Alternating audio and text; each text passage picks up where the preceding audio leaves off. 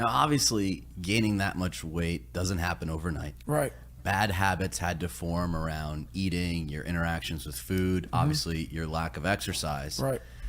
How did you start to break those old habits so that you didn't revert back to yourself on the couch, right? It's easy to set a challenge. I want to reach this goal. I want to get through Hell Week. Most of us, even with diet and exercise, can start, get to a point, and then we tend to revert back to those old habits. Right. The reason why we go back to old habits is because our goals are too lofty. We're not achieving our goals fast enough.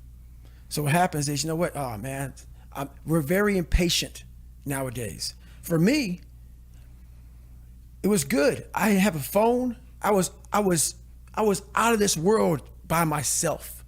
It was a race against David Goggins. It wasn't a race against, God, I want to look good for this person or that person. It was me. I got to change myself. So for me, if I lost 5 pounds in a week, I got a feeling. I allowed myself to feel proud of that. I didn't look at, I got to lose 106 pounds. I'm like, man, I went from 297, now I'm 292. In 1 week, man, I'm killing it. We're not proud of ourselves for the small accomplishments. What we need is we need this monstrosity of a thing to happen and say, I did it. Nah, there's a process that you have to go through, and patience is the process. And if you don't have patience, after a week, I haven't lost 30 pounds, man, I'm done. I'm over it. So that's what I found out with people, man. They're not patient enough to realize and to enjoy the moment, not live in it, just enjoy it. There's no finish line in life, but enjoy that moment. Roger that, man, I lost 5.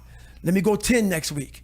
So that's the whole thing about it. That's how people lose it. You know, something you said there where you said that you were in this race with yourself and that you didn't have a phone and you weren't connected to anything else and you didn't have anything to deal with except that other person staring back at you and talking shit, and it was that you went to war against that person. Right. And we were just talking about this and about how important it is in order for you to find yourself. Absolutely, there's certainly about suffering or pushing limits as one aspect of it, but also a detachment from all these other influences that are that keep you from dealing with yourself. And obviously, we're living in this world today with all this technology that supposedly keeps us connected, but also sort of keeps us separated as well. Right. It's a crazy place. And how are you going to build a relationship with yourself if you're completely distracted all the time? You know what? Being accepted is one thing that killed me. And you have to learn, what do you want in your life?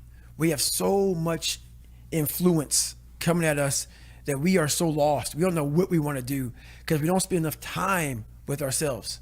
You have to learn to shut off a phone, shut off a computer, shut off a TV. And it's okay to sit in a room by yourself in a chair and just think about you, where I want to be, where do I see myself tomorrow, the next year from that. And it takes a lot of self-discipline to be able to do that nowadays, because you want to be so attached to everything. You want to be so caught up with the world. The world's moving too fast. The world's moving so fast that you're trying to keep up to the point where you lose yourself in the world. So you have to take that time and go to that dark place in your mind and discover who you are. Was there a time in your past where you realized that you've overcome your old self and really truly felt transformed? Or do you feel like it's an endless process that you're still building towards? It's an endless process. Endless process. All that shit that I went through in my life to get here today, it is tattooed. It is tattooed in my brain. Every day I wake up, I am constantly battling that person that is like, man, you know, back in the day, this happened to you, man. You know, like, you got called nigger so many times, and your dad beat the shit out of you, man. And, you know, you couldn't read, and this dad going junior year. All these things start to creep up, even now where you're at today. Every day, you're having to constantly battle. It's not as bad as it used to be by any means. Right. But that person's still there.